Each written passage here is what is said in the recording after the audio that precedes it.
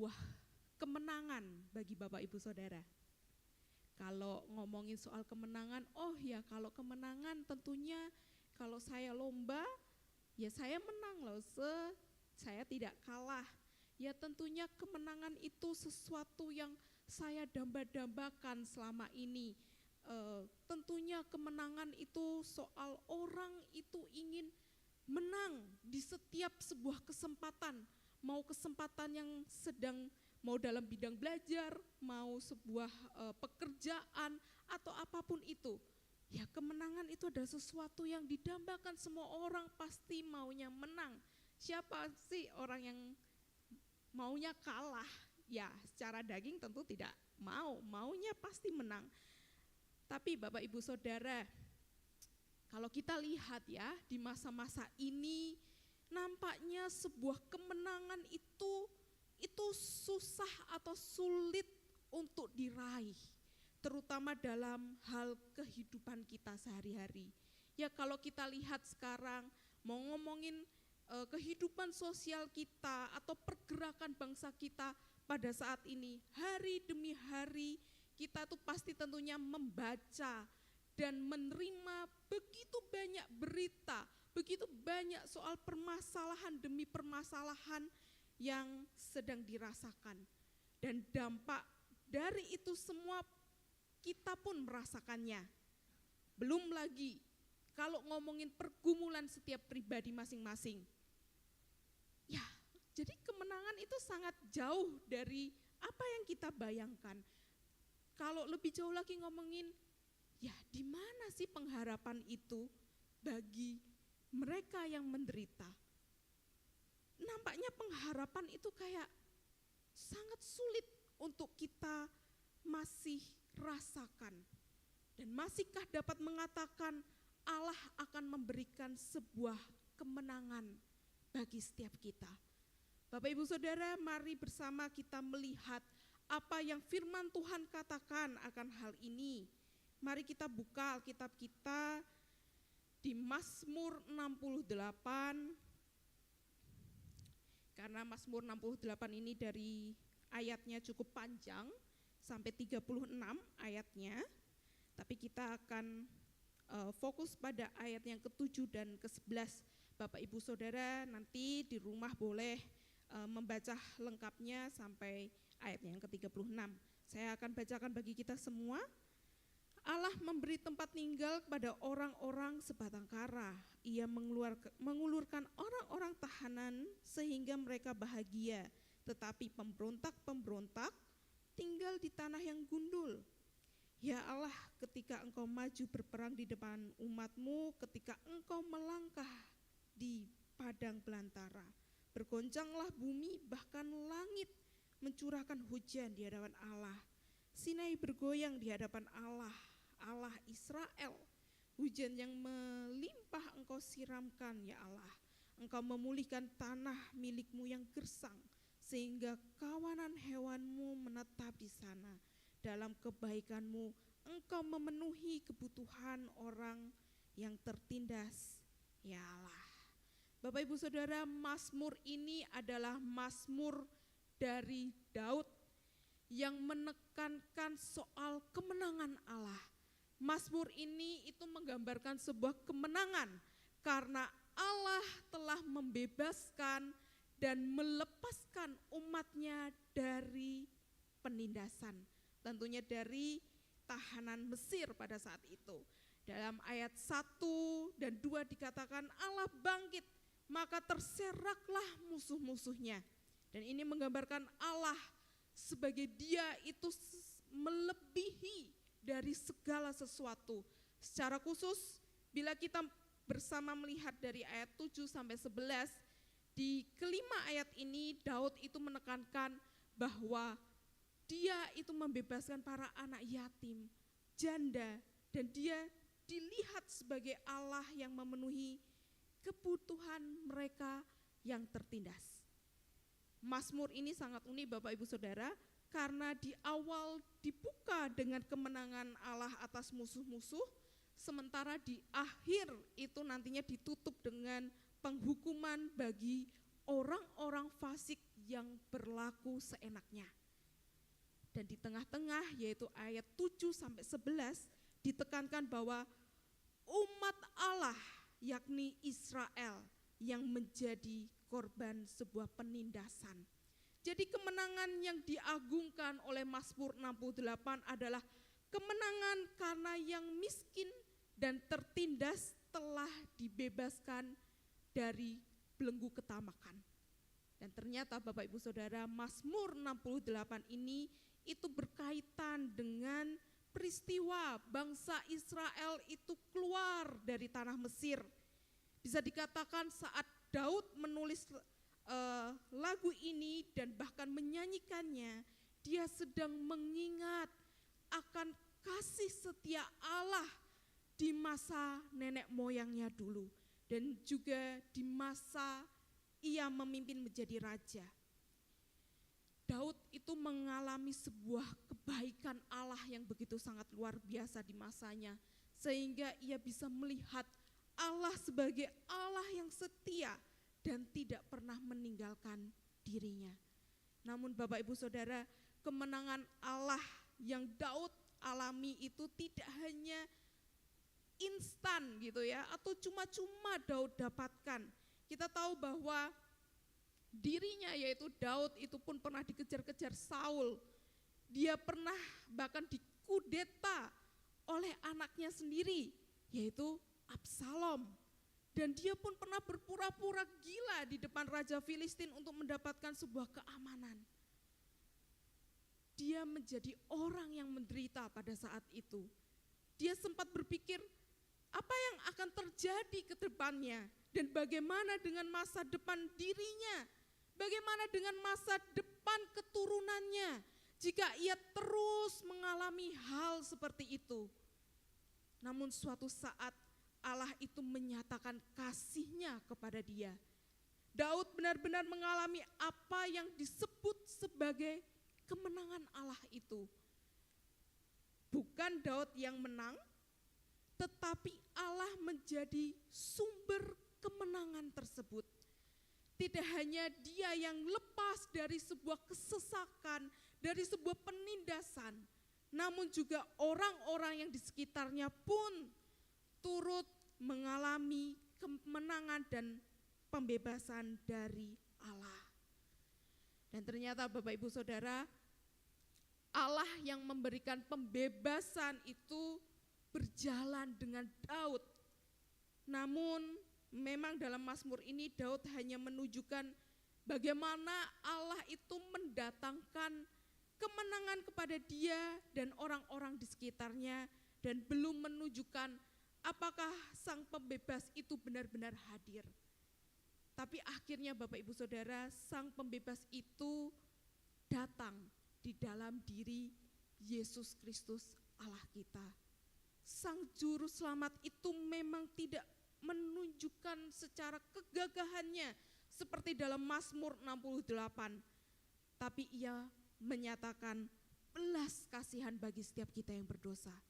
Semua upaya yang dia lakukan dalam masa-masa pelayanannya, baik itu mau pengusiran setan, mau Yesus melakukan mujizat, mengasihi sesama, itu semua itu adalah cara dia berperang melawan keserakahan orang Farisi dan penjajahan Romawi yang pada saat itu berlaku seenaknya. Dia berperang dan menjadi menang dengan dekat, Yesus dekat dengan mereka yang terpinggirkan, mereka yang diabaikan, mereka-mereka yang termarginalkan. Mana mungkin pada saat itu orang-orang mau baik itu orang-orang Yunani maupun orang-orang Yahudi yang sangat taat mau melakukan hal-hal seperti itu. Bahkan kemenangan utamanya telah terjadi ketika ia menjadi sebuah korban penebus di atas kayu salib. Untuk apa? Untuk menebus dosa saya dan Bapak Ibu Saudara yang ada di sini. Sehingga kita itu beroleh keselamatan dan kita bisa disebut menjadi anak-anak Allah. kuasa kegelapan yakni maut itu pun sudah dikalahkan. Yakni sesuatu yang membuat kita egois dan tidak mau mengasihi dan memperhatikan sesama sebagai saksi Allah di bumi ini. Bapak Ibu Saudara, kisah Daud yang mengalami kemenangan itu, Yesus yang memberi kemenangan kepada kita sehingga kita bukan lagi hamba dosa. Semuanya menunjukkan satu hal, yakni Allah adalah Dia yang memenangkan kita ketika kita merasa kita tidak lagi mampu menjalani hidup kita. Dan itu sebuah kemenangan yang sesungguhnya. Kita sudah menerima keselamatan itu, Yesus sudah mati untuk kita memperoleh anugerah yang sangat berharga itu. Itu sebuah kemenangan yang sesungguhnya. Tapi pertanyaannya, kenapa loh seringkali kita sulit mengalami sebuah kemenangan Allah? Kenapa kita sulit? Bagaimana kita berpengharapan kepada Allah? Mungkin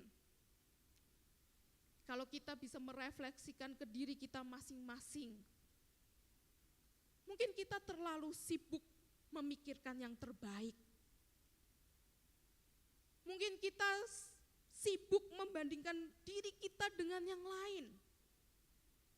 Atau kita tidak bisa melihat pertolongan Tuhan yang sebenarnya kita itu dapatkan dan kita rasakan, bahkan kita lihat setiap hari, bahkan sampai saat ini. Dan mungkin kita merasa, oh dia sangat jauh. Kita merasa Tuhan itu sangat jauh dari hati dan hidup kita. Mungkin selama ini jangan-jangan di hati kita dan pikiran kita terlalu fokus kepada kepentingan kita masing-masing. Kita terlalu egois, kita maunya enak. Oh iyalah, hidup itu wes sengsara, hidup itu udah penuh pergumulan. Apa susahnya Tuhan memberikan sebuah sukacita sih buat saya? Tapi jangan-jangan di hati kita sibuk untuk memikirkan yang enaknya kita. Aku mau yang terbaik. Aku gak oke. Aku suka membandingkan diri dengan yang lain. Jadi kalau kita terus-terusan seperti itu, tidak bisa bersyukur, tidak bisa melihat pertolongan Tuhan, apakah ada sebuah kemenangan itu di dalam hati kita? Tentu tidak ada, Bapak Ibu Saudara. Kalau kita aja tidak bisa melihat pertolongan Tuhan sekecil, sederhana apapun itu akan susah. Dan kita merasa tidak pernah adanya sukacita dan pengharapan itu di dalam Tuhan. Kita tidak akan bisa merasakan sebuah anugerah yang luar biasa yang Tuhan berikan. Padahal kemenangan dan anugerah yang mahal itu adalah Tuhan sudah berikan, Tuhan sudah buktikan. Itu nyata di atas karya kayu salib. Pertanyaannya saat ini adalah, apakah Bapak Ibu Saudara mau berjalan bersama dengan Allah di situasi apapun? Dia adalah Allah yang bersama dengan Daud waktu itu ketika ia dikejar untuk dibunuh musuh. Allah yang sama juga datang dalam rupa Yesus Kristus, dan dia bersama mereka yang miskin dan tertindas berjalan juga bersama dengan mereka. Dan maukah Bapak Ibu Saudara berjalan bersama dengan dia?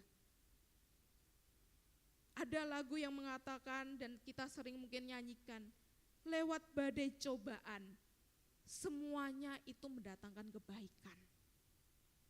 Percayakah Bapak Ibu Saudara, baik atau buruk, setiap hal yang kita alami, selalu ada Dia yang selalu menggandeng tangan kita, hingga akhirnya mendatangkan kebaikan bagi setiap kita pribadi masing-masing. Bapak Ibu Saudara, tentunya selama kita hidup, ya tentunya permasalahan demi permasalahan, pergumulan demi pergumulan akan selalu ada. Kalau nggak ada ya itu artinya kita sudah kembali kepada Tuhan. Tapi kalau selama kita hidup hari demi hari ono wae, kita nggak ngapa-ngapain pun masalah bisa datang dengan sendirinya. Entah itu mau sakit penyakit, entah itu masalah relasi, entah itu masalah pekerjaan, masalah bisnis, ya masih banyak lagi. Dan kita melihat, wah itu sangat gelap. Itu terlihat begitu gelap. Tapi percayalah bahwa Allah yang adalah sumber kemenangan itu terus memperhatikan setiap kita. Dan kita juga sepatutnya menunjukkan kasih Allah itu kepada sesama kita dengan cara peduli dan mau hadir di kehidupan mereka. Kenapa Bapak Ibu Saudara? Karena Allah itu adalah Allah yang selalu membela mereka yang tertindas.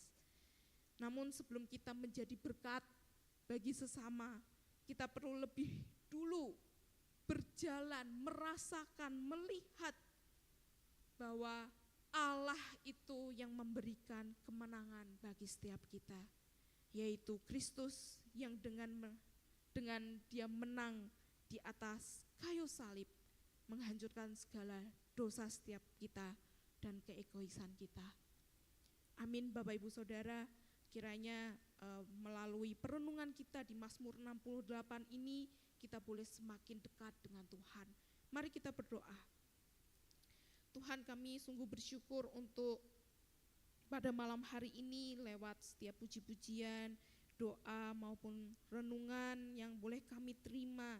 Mari Tuhan, kiranya Roh Kudus-Mu yang selalu menolong setiap kami di setiap aspek kehidupan kami, pergumulan kami. Kami rindu merasakan kemenangan yang dari Allah itu boleh kami rasakan, kami lihat dan kami bisa terima dengan rasa syukur, dan kami boleh membagikan ini kepada sesama kami. Terima kasih Tuhan, dan sebentar kami juga akan berpisah satu dengan yang lain. Kami akan melanjutkan aktivitas kami, bahkan kami akan beristirahat.